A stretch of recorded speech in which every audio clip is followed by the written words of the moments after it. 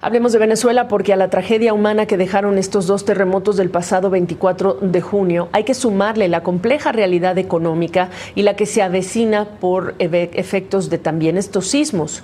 Una primera evaluación de la Oficina de Naciones Unidas para la Reducción del Riesgo de Desastres estima los daños materiales directos a viviendas e infraestructura en unos 37,000 millones de dólares. Incluye, dice, 24,000 millones de dólares en daños materiales directos a edificios, viviendas, negocios, escuelas, hospitales e instalaciones públicas.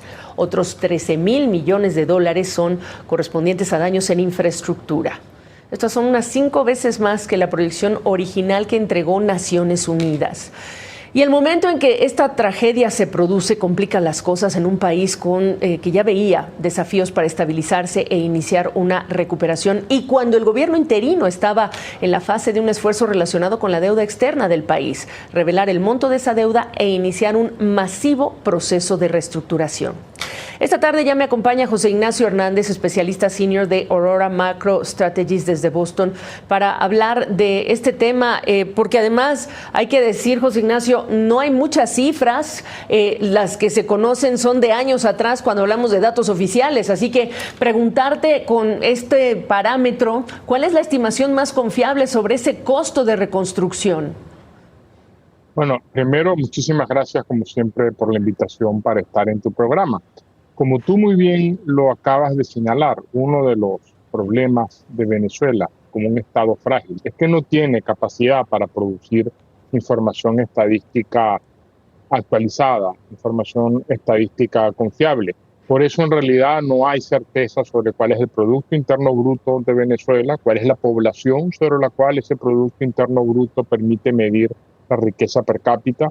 Y esto, por supuesto, se ve agravado por los dos terremotos del pasado 24 de junio, porque no hay capacidad institucional en el país para proveer una cifra de nuevo cierta sobre los daños estimados. Y en este complejo panorama, hablar de cifras, hablar de negociación de la deuda es como caminar en una habitación oscura. Claro, de todas maneras, algo tendrá que pasar para generar esa estadística y entregar con datos o empezar con datos cualquier proceso de conversación, negociación, de lo que sea. Ahora, en el caso de Venezuela, tocando la puerta, por ejemplo, de organismos como el Fondo Monetario Internacional o del Banco Mundial, ¿es posible ahora?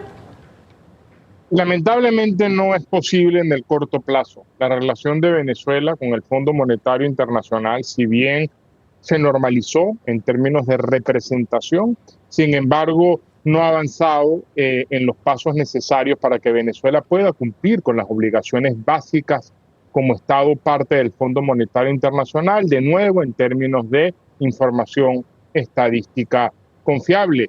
El Fondo Monetario reconoció a las autoridades interinas en Venezuela en abril y a decir verdad no se ha logrado avanzar lo suficiente y, por ejemplo, a diferencia de Ecuador, que cuando sufrió un terremoto pudo acceder a los mecanismos de préstamos ágiles del Fondo Monetario, Venezuela lamentablemente no tiene esa posibilidad, ni siquiera tiene posibilidad inmediata de tener acceso a los derechos especiales de giro como Estado miembro del Fondo Monetario Internacional. Oye, entonces, me queda poco tiempo, pero ¿qué tan difícil, por lo tanto, va a ser renegociar la deuda ante la magnitud de lo que ha ocurrido en el terremoto? Y algunos dicen, no hay que ver el vaso medio vacío, hay que ver la oportunidad que quizá podríamos mencionar se abre en el contexto actual en una negociación con acreedores. Sin duda, los lamentables terremotos en Venezuela sucedieron cuando esperábamos la cifra de la deuda pública externa de Venezuela, aunque algunos medios anunciaron una cifra de 240,000 millones de dólares, ciertamente elevada. Esta desgracia eleva los problemas de coordinación, los retos para la renegociación de la deuda, pero puede abrir, como tú lo dices, oportunidades. Uno, en la medida en que se generen incentivos para que Venezuela acelere su normalización con el Fondo Monetario, Banco Mundial. Dos, en la medida en que se puedan alinear los intereses de los acreedores y los fondos requeridos para la reconstrucción de Venezuela. Pues José Ignacio, hay que mantener el contacto porque esta es una situación de suyo delicada, agudizada por esta terrible tragedia. Gracias por la oportunidad de tu análisis. Buenas noches. A ti por la invitación. Muchísimas gracias.